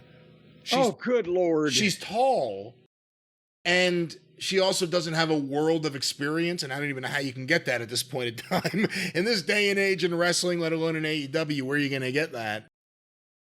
But she needs to work with the right person, and it was awkward with her and Camille. And again, if you're going to shine Camille, why is she working with someone bigger than she is? Hey, yeah. Why is she working with someone bigger than she is? And, yeah, is anyone excited for her against Statlander? We both like them. You said, I've never really seen Camille, so I can't say much. I like Statlander. Is anyone excited for that right now? Well, no, of course not. Because, and again, it's been poorly imagined from the start because it's in the middle of all this other shit. You can't keep track of which week that they're trying to make the new Green Girl, the next big star of the Green Girl division. Anyways, you know what happened here now, Brian? I'll tell you, this is a hard television program to watch. You would agree, right?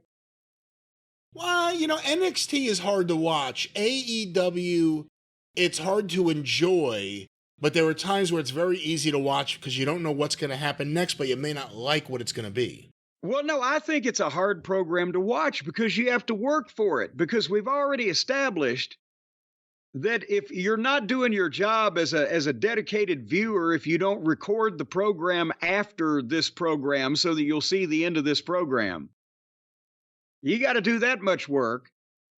But then I've got both of the DVRs that I'm in control of in this home set for AEW Dynamite, just to make sure the one doesn't have a problem.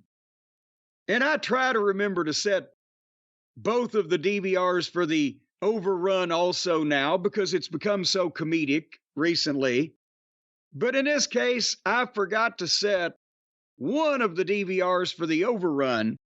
And 20 minutes before this parade of terror was over with, the horribleness and awfulness of it, which will never be forgotten. I'm in the TV room and all of a sudden the picture it digitizes on the DVR and there's no sound and it's jumping from like partial frames to partial, and it's completely screwed up.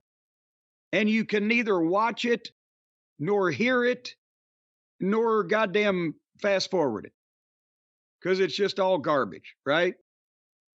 And I think, well, fuck, let me run up in the bedroom and say, and that one for the rest of the regulation show was just fine. But that's the one I'd forgotten to record the overrun on. So I had to go through my normal channels to get somebody to send me the last 9 minutes of this fiasco. And I had to watch this one television program in 3 different locations. It's hard to watch, Brian. Are you still there? I'm here. Quite literally hard to watch. Easy to hear what you're saying. Apparently, are you still there? Oh, there you go. Yes, apparently you just weren't too interested in what the trials and travails and tribulations that I had trying to do my job here as a broadcaster. And I'm trying to do my job. I care about the listeners. I'm trying to stay on mute while these fucking guys do whatever the fuck they're doing forever out there. Okay, forever with these leaves. I'll just be doing a filibuster over here for the next hour and 45 minutes or however long it takes them to fucking manicure your grounds, and then you'll pipe in with "see you next week," Boyd Pierce. That's what Punk calls it when he punches one of the guys like Jack Perry. He filibusters. Thank you, ladies and gentlemen. I'll be here all week. Me and the gang out here cleaning the leaves. You know what? If he started doing the Superman punch and calling it the filibuster. The filibuster. Anyway, so what happened from this point on in this program? I'm sorry, I'm slapping and rubbing my face trying to stay awake just thinking about it. Is out in the parking lot, Christian Cage and the assorted people involved with him, except for the lizard, pulled up and started chasing Pip Sabian. Because they're upset. We're not sure exactly why they're upset, and nobody really cares to tell us, and we don't really care to find out, but they chased Pip all the way into the building and into the ring. And then, as we still don't know what the fuck is going on here, on the screen, Hook is walking. And he comes out and walks the ring. Apparently, Hook's been chasing out of was he chasing Pip or was he chasing Christian and Christian was chasing Pip? What's going on here? Well, Hook was technically just chasing whoever hurt his dad, and he interacted with Christian, remember, a couple weeks ago, and kind of took him off the list, but he wouldn't snitch that Kip was there. But in this segment, they intimated that he was actually convinced that it was Christian who did the attack. Oh, God damn it. They should have had Hook be the attacker, make him interesting. Boy, how the mighty have fallen there. Now he's just a weirdo wandering around doing stupid shit. But anyway, he hit the ring and he suplexed Nick Plain and he grabbed Christian. And Pip Sabian nut-shotted Hook from behind. And Cage then told Pip that he would deal with him later.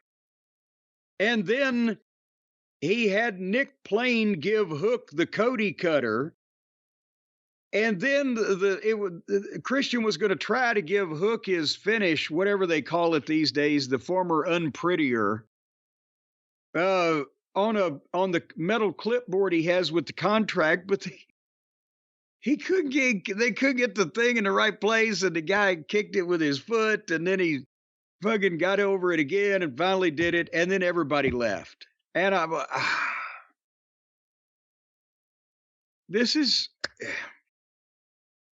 that's what we got. Should I move on, or are they still mulching leaves up there? And why am I yelling? Can you hear me over the goddamn deal? I hear you. Can you hear that? Yes, I can hear that. Is this louder? I'd rather hear the leaf blower. Oh, come on now. What's that supposed to mean? So anyway, are you ready? Are you ready for the main event? I think the whole episode's been a main event. But yes, let's go to the big main event at the end of the show. We'll go to the main event at the end of the show. And if you're just joining the program, the main event up there at Last Manor in New Jersey is the crew of leaf removal technicians making goddamn sound like a jet engine outside his home And now that we've established that that's going on, you won't feel too self-conscious about joining into the goddamn conversation. Or do you think that's fair to say, Mr. Last? Again, now you're pulling me in when I'm trying to be quiet for the benefit of the And now they're turning it up. Now they got a vehicle. There's a vehicle they are riding on the lawn to blow the giant pile of leaves and apparently dust or dirt. There's all sorts of things blowing. I haven't been blown like this in days, ladies and gentlemen. The answer, my friend, is blowing in the wind. You know, if we'd have just worked overtime yesterday, we could have avoided that. But the main event on this program was Private Party and Danny Garcia against the Hardley Boys and Old Jungle Jack.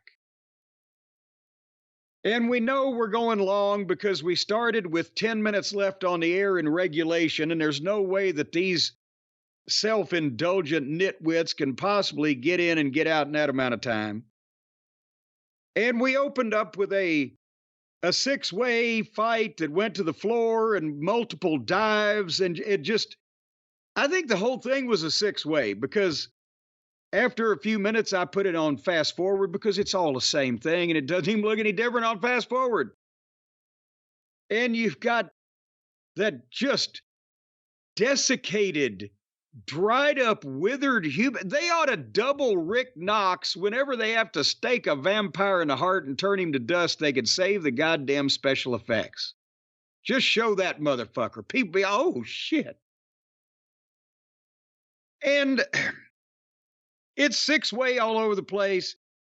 The jobbers are still in the parking lot waiting for Moxley's crew. Bear in mind now, it's fucking 10 o'clock at night. The show came on at 8. One would think maybe they might not even be coming. So at some point, Garcia got powerbombed through a table, and both of the heels, both of the Hardley Boys were beating up one member of Private Party while the referee was standing in the ring, and the other member of Private Party was on the apron stretching his hand out for a tag. Like, tag me so I can come in and help you against those two guys that didn't tag. What the fuck? They make everybody look like a moron. And then finally, after every indie wrestler's wet dream was over with, Private Party did kind of like a playground gym equipment setup alley-oop thing into a small package on Maddie 1, 2, 3.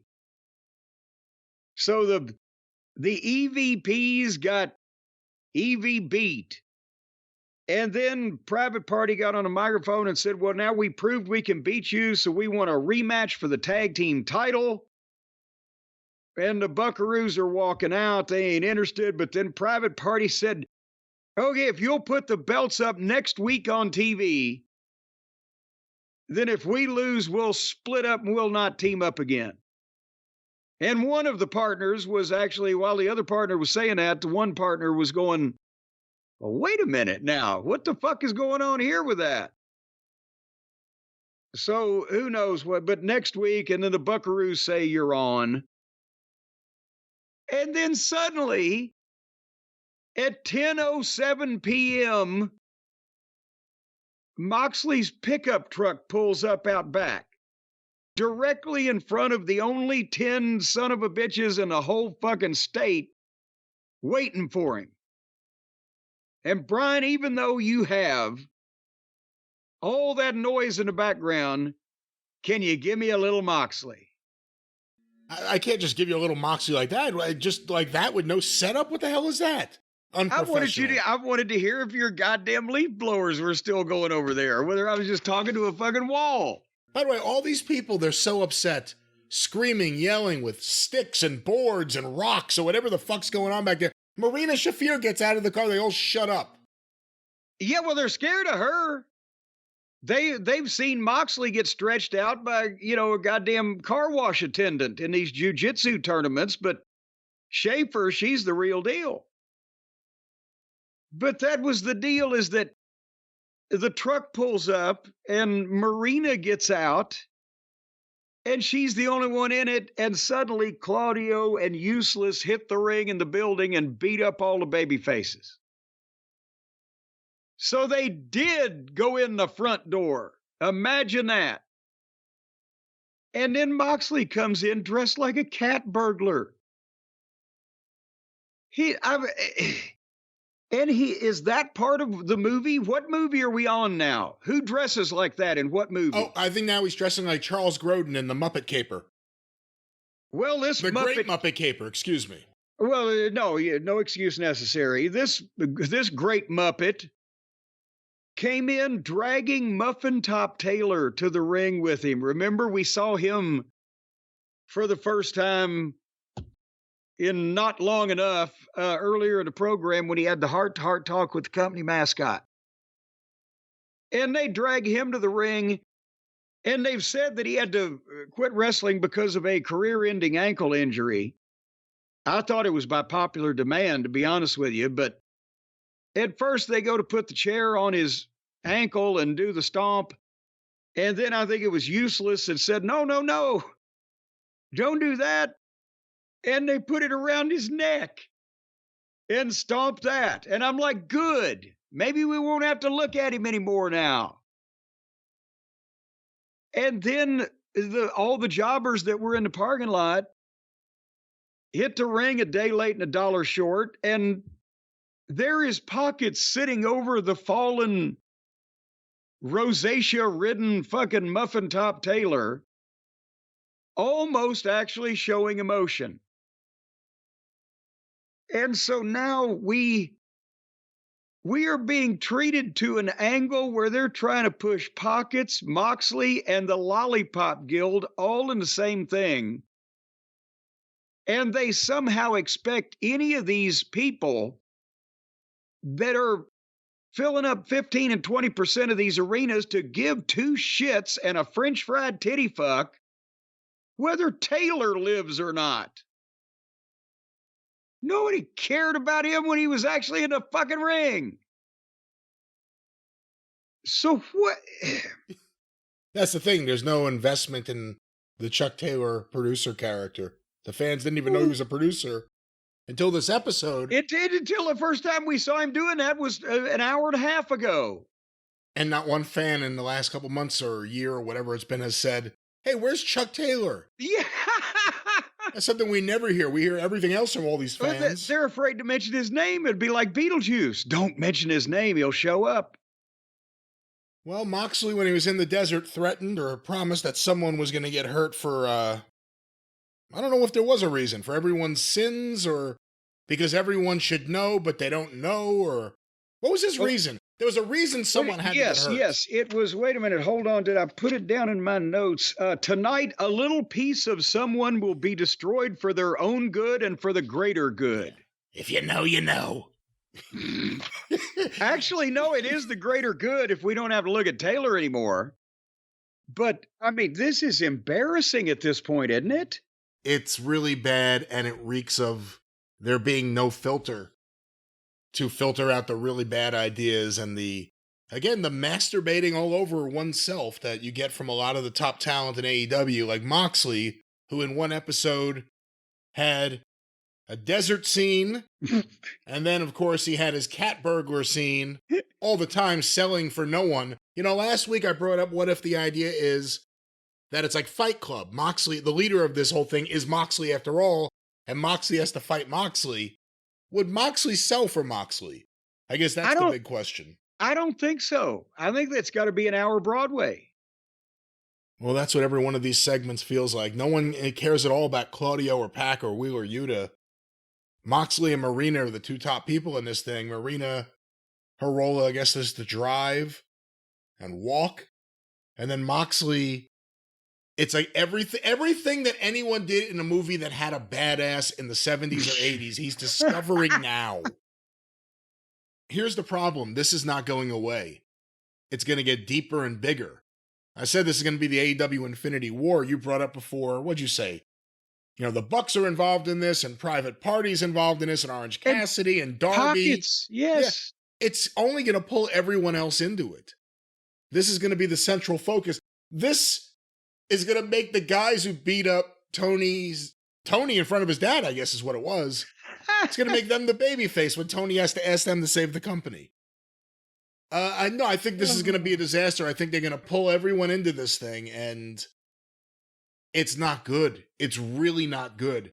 And Tony has a habit of allowing guys to do their thing, and he puts his special TK spin on it.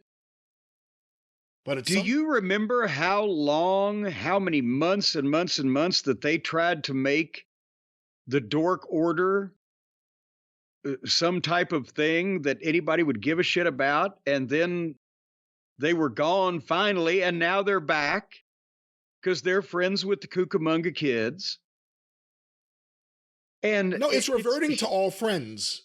It's reverting to everything we made fun of it actually being when it actually was, and people wanted to pretend it wasn't at the beginning. It's reverting back to that because there's only so many other people they can add to this roster now. You know, MVP and Shelton feels like a separate thing, and that's good. House of Black feels like a separate thing because they just appear on the show every now and then and don't do anything. Although, I guess next week we get to see Buddy Matthews get killed by Adam Cole. I can't wait to see that. Will it be a super kick or the Panama Sunrise? We'll find out. Well, did anybody watch this program this week? Because I'm still blissfully in the dark about that. Well, Jim, AEW Dynamite, October 23rd on TBS. On average, from 8 to 10:06 p.m., I should add, on average was watched by 637,000 viewers. Oh! It is the lowest number in the key demo since August 7th, and it ranked number 6 in prime time because other things were on TV. See, AEW is a real big problem, and I think we need to acknowledge it as critics of the AEW product. If nothing was on any other channel, they would have a great number. But every time one of these other channels adds something to the programming schedule from 8 to 10 p.m. on a Wednesday, it hurts AEW, and it's not fair. It's not fair at all. It's unfair, predatory business practices. All righty, well, in that case, where did they start, ratings guru? Well, they started with quarter 1, 8 to 8:15 p.m. These were compiled by WrestleNomics. Quarter 1, a recap. Jon Moxley's desert promo after watching too much Breaking Bad. The Hangman Adam Page Bang Bang Gang live angle. The MVP Shelton Benjamin backstage promo. And the start of Benjamin versus Guevara.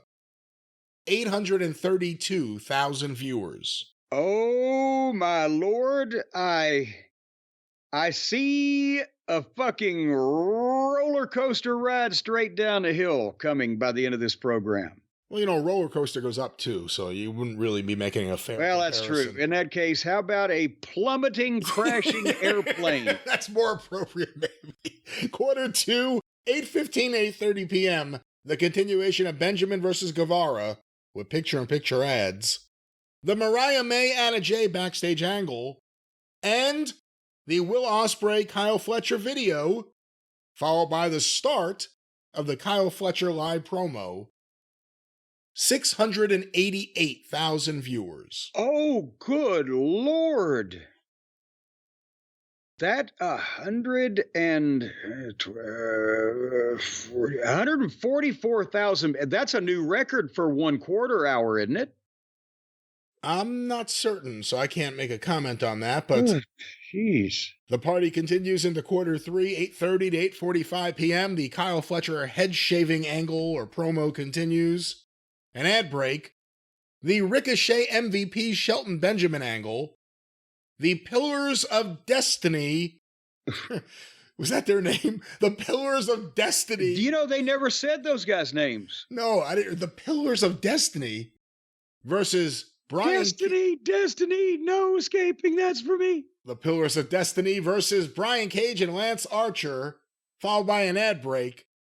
641,000 viewers. Ooh, okay. Well, that means, 191,000 in 45 minutes have bit the dust. They actually, I was thinking that it would be later on in the program that we would see a precipice, but basically people just said fuck it right off the bat. Well, there's more dust in quarter 4, 8:45 to 9 p.m. And that's Swami, 8:45 to 9 p.m. The Chuck Taylor Orange Cassidy conversation. Wow. Followed by the start of Mark Briscoe versus Chris Jericho ladder match with picture-in-picture. 611,000 viewers. All right. Now we're at 221,000. I mean, I don't know what to say. They're determined not to continue to watch this program. Did they pick anything up at 9 o'clock? Well, the big 9 o'clock hour when you would think people would check out what's going on the show, the continuation of Briscoe versus Jericho, the post-match with the Learning Tree, Rocky Romero, and Tomohiro Ishii, the Chris Statlander video, the Adam Cole Undisputed Kingdom confrontation with MJF's video, and a live promo. The confrontation with his video. That's what it is every week. Fuck you, you video. 669,000 viewers. Okay, so they did. Let's see, 58,000 people they picked back up. And again, a general reminder as we go into the end of the show here. They built up that the Bucks were going to be in the main event. Moxley had not arrived, and clearly he had to show up at some point. They were going to look awful stupid. Well, they did look awful stupid when the girl showed up and they all got suckered, but still, yeah. But they're building it up. The point is, if they're trying to get people interested, it's angles that have to work. It's also the people in them, but we'll get there. Quarter 6, I believe. Quarter 6, 9:15 and 9:30 p.m. An ad break, a Jamie Hayter promo, the House of Black versus Jaden Monroe, Kevin Koa, and Parata de la Muerte. Oh, for fuck's sake. The Adam Cole Buddy Matthews backstage confrontation. You know what? None of those guys looked like they needed a name more complicated than Jack fucking Smith. And the start of Camille versus Queen Aminata. 583,000 viewers. Wait a minute, here comes Percy Pringle. Oh, sweet Jesus. What in the world? Was there a sudden power failure on the East Coast at 9:15? Well, there was a problem. I brought up that there were other shows on TV. There were also shows on radio.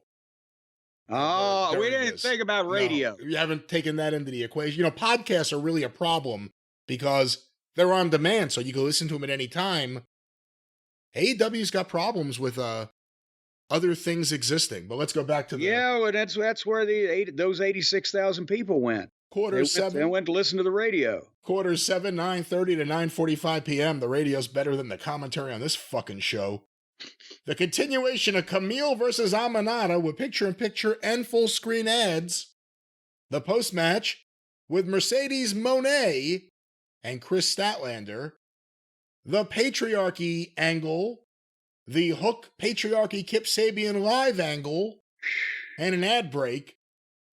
580,000 viewers. Well, they've stopped the bleeding. But the problem is the spear is still sticking out of their chest. Well, we now go to the main event. And by the way, they're down 252,000 viewers from the start of the program. A drop in the bucket. Let's now go to the main event. A mere bag of shells. Quarter 8, and I remind you, Jim, we have an overrun. I'm sure we do. Quarter 8, 9:45 to 10 p.m. Daniel Garcia and Private Party versus the Elite with picture-in-picture. 532,000 viewers. Oh! 6-minute overrun, it says here. The continuation of the match with the Blackpool Combat Club finally arriving and attacking Chuck Taylor. Also 532,000 viewers. Oh my God. The people that tuned in to see Modern Family said it's not on. Fuck it. And the big angle, the EVPs, Moxley's minions, exactly 300,000 viewers. down from the start of the program to the finish of the program. Now, what percentage, Brian? Oh, fuck you. What percentage of what? Let me hear where you're going with this. What percentage of 832,000 is 300,000? Hold on. That's 40%, right? Or 40-something% of the audience. Give me the numbers again. Well, they had 832,000 at start, and they lost 300,000 people exactly. So 300,000, you said? 300,000. So what percentage of that is of 832,000 is that? 36%. Well, there you go. It's a new world record, and we haven't done this in a while. But if you take the first quarter and the overrun out, remember we used to do 2 through 8 as what is the real audience? We haven't done that in a while. No, we haven't. How did you used to do that? Well, let's go back to it. You basically, let me get my calculator here. We're going to add up from quarter 2 on, 688 plus 641 plus 611, ooh, plus 669 plus, who could forget 583? What a number. 580 plus 532 divided by 7 equals 614, let's round up, 615,000 viewers. Well, there, as we've mentioned, is probably the true number, because for whatever reason, that first quarter, they may want to watch The Big Bang Theory, but they're not going to hang around. That always happens. Sometimes to a lesser degree, sometimes to a greater degree. But if you go with 15 minutes into the show to the end of regulation, that's a true average, and that's 615,000. And we used to laugh at them when it was 700 and something thousand. Look, this is only going to go down. Even Dave Meltzer's now acknowledging what we said a while ago, which is that while the overall cable universe is going down, the numbers are dropping. AEW's numbers are dropping more than that. So these are only going to continue to go down as the TV continues to get worse. Even when there's some promise on the show, there's just nothing that anyone cares about. The Bucks and Moxley are 3 of the biggest contracts in AEW. When was the last time they caused a number to go up? When was the last time Moxley did without Darby being attached? When was the last time the Bucks did ever? And everything's been on a downward slide since the Punk video. Because it just brought to everyone's attention how inadequate a Jack Perry and the Young Bucks are. They come across like kids trying to be superstars. And it's not working. They're not drawing. The ratings go down when they're on. No one comes back when they're on. And no one's buying tickets to any of these shows. And they're going to keep doing this. This is, like I said, This is going to swallow the whole company, this Moxley angle. Tony never gives up on anything. And no matter, and he's supposed to be the statistics guy, but it's been 5 years with Orange Cassidy. And you remember how long it with the Dork Order, because, you know, he's got the guys, well, they're great guys. And the fact that they put Taylor on television ever. So it's going to get more narrow-casted to the indie-minded fan, of which there are fewer and fewer, because now they've actually got an alternative that they don't mind. So Vince is gone. They don't hate the fucking evil empire anymore. They want to see all the superstars. They're goddamn making people mortgage their house to buy a fucking ticket up there. And they're doing it.